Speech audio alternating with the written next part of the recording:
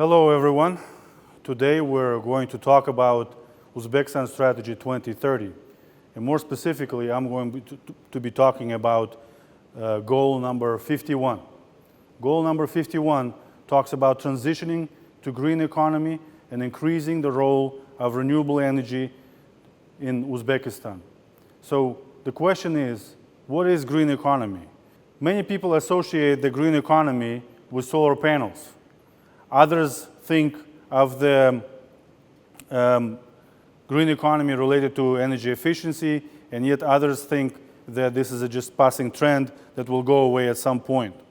Within the strategic goal 51, we have several specific goals and some broad objectives. So the specific goals that we have is, one, is expanding the role of renewable energy to account for 40% of total energy generation, reaching 25 gigawatt. Number two is developing markets for green certificates and green labeling. And number three is upgrading 3 thermal electric stations with combined capacity of 3 gigawatts. These are specific targets that are set within goal 51. There are also more broader objectives within goal 51. This is reducing CO2 emissions of Uzbekistan economy per unit of GDP, gross domestic product, to the levels of 2010. When we look at the gross domestic product, we look at the entirety of the economy. And the green economy, the term green economy, is tightly connected to the whole concept of gross domestic product. The International Monetary Fund defines the gross domestic product as the combined value of all the resources sold, manufactured and sold within the country for sale. That also includes some non-marketable like defense and education. But it's a broader look at the whole economy. The same goes for the concept of green economy. We want to look at every aspect of the economy and see how we can change that, where we can use resources more efficiently. So to look at this broad picture of green economy, I would like to focus your attention on 4 pillars. I believe that transition to green economy is based on these 4 pillars. Pillar number 1, usage versus waste. In Uzbek language, we have words like israf and uval. Pillar number 2, oasis of Central Asia. We're going to talk about how Uzbekistan is the oasis and has been built as oasis in Central Asia. Pillar number 3, renewable energy. And pillar number 4, the evaluation and decision making. These are 4 pillars that I believe we need to understand if we want to have a comprehensive transition to green economy. So let's look at pillar number 1, usage versus waste. When we look at the product, for example, even products like plastic products, we need to understand what the product is being used for, what kind of benefit it provides. And if the product is not being used or resources are not being used for certain benefit, then they're being wasted. So we look at benefit and no benefit. For example, what do we need from electricity and a light bulb? A lot of people think that we need electricity. Others think we need a light bulb. But in reality, we need light. We don't need electricity. We cannot make use of electricity individually. We cannot make use of light bulb. It doesn't matter what kind of light bulb provides that light. Light over history was provided by candles, incandescent light bulbs, fluorescent light bulbs, and LED light bulbs right now. At the end, what we need, what we care, the benefit is light. So whatever delivers that benefit of light is that what the resources are used for. That's a benefit that we seek. Everything else is a waste. The other pillar is oasis, the concept of oasis. Now, Central Asia, and specifically Uzbekistan, traditionally grew around oasis. Every city, every major city, every area was oasis. An oasis is a delicate ecosystem where all components, trees, water, animals, people, agriculture, they all work and live in harmony. And that's a delicate system. If you move any of these components out of the balance, the whole system will go off balance. So you, for example, if you plant exotic plants that use a lot of water, then you will throw off the system off the balance, and then you will have a problem. Or you decide to grow lots of crops on the same land, so then again the balance will be off, and then the ecosystem will start collapsing. So traditionally, historically, people in Central Asia learned how to balance all of these different components of ecosystems so they can survive long term, so they can prosper.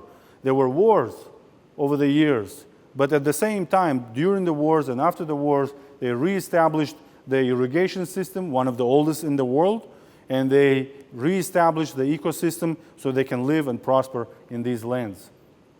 One of the aspects of a new Uzbekistan is a national program, Yashil Makon, that was launched in 2021.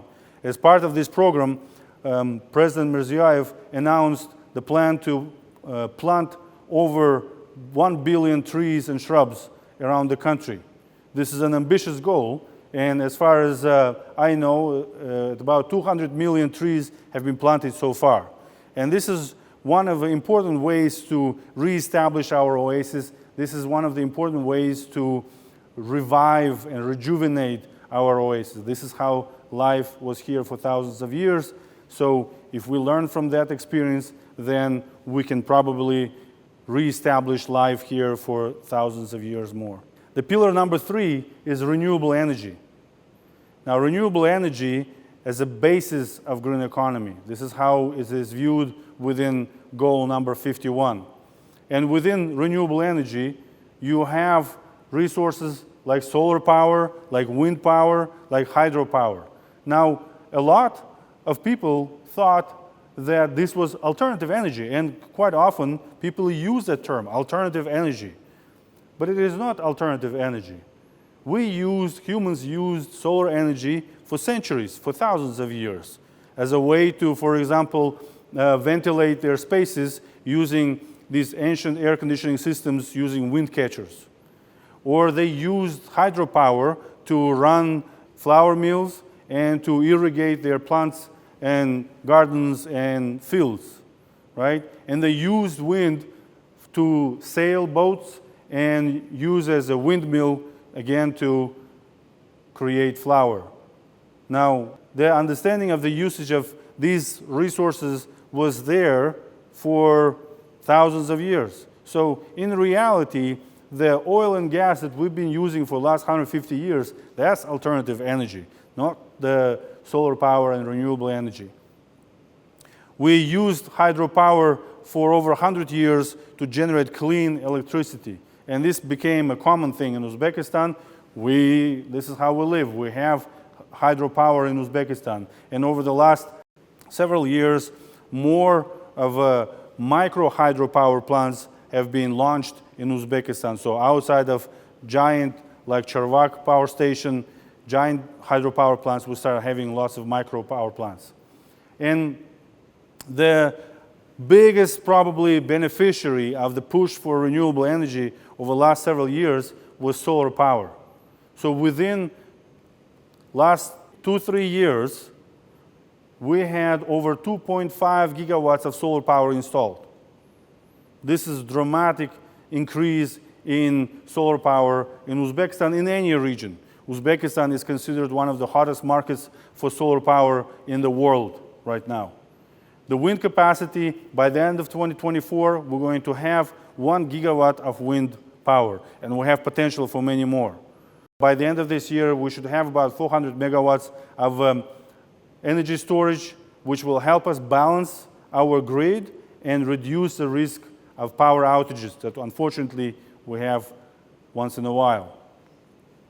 The other important pillar is the decision making and the evaluation, how we make decisions. So every day we have lots of small decisions to make. Do we drive or do we walk to go and buy some groceries? Do we set the temperature at 22 or 24 degrees at our thermostat, at our air conditioning? These are small decisions that we make every day. However, that each one of those steps may be insignificant, but we're 37 million people. So 37 million people every day making small decisions will have a dramatic impact. In addition to that, we have big decisions. We're building buildings. The construction industry in Uzbekistan is booming. This is from one of the projects that we have here in Tashkent.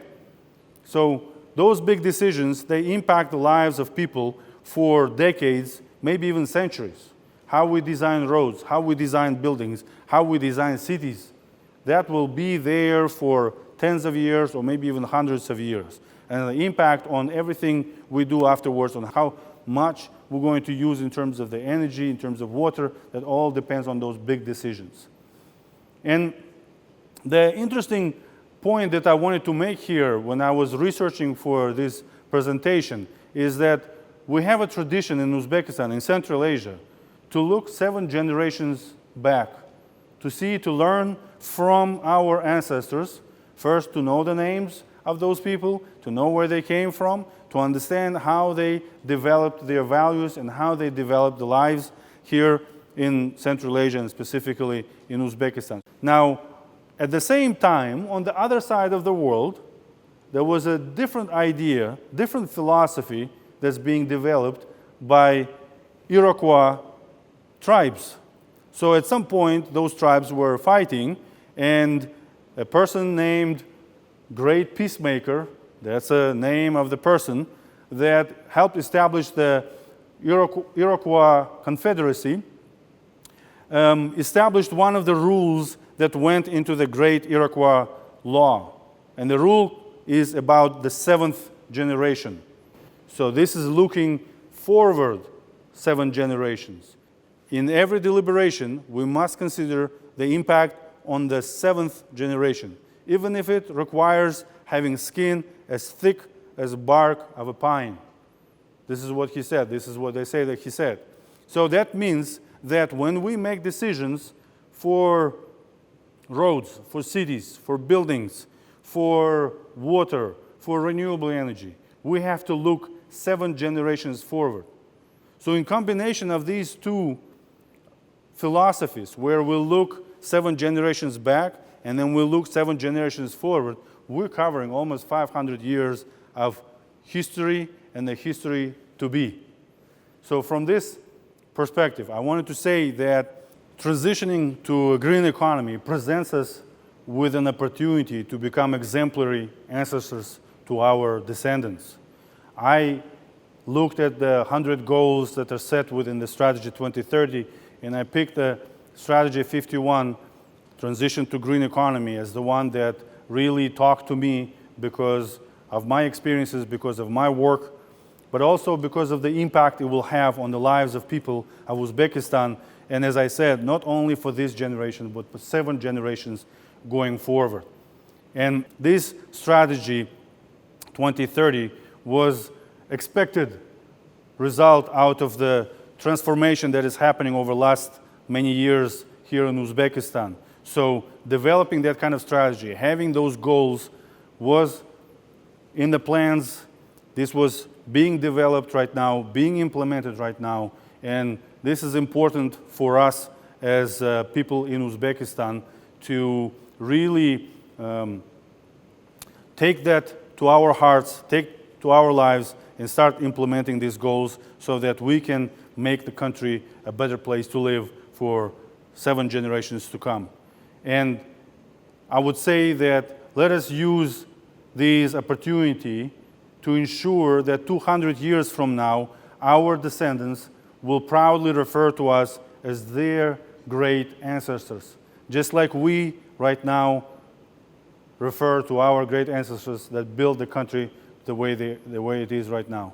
Thank you very much for your attention.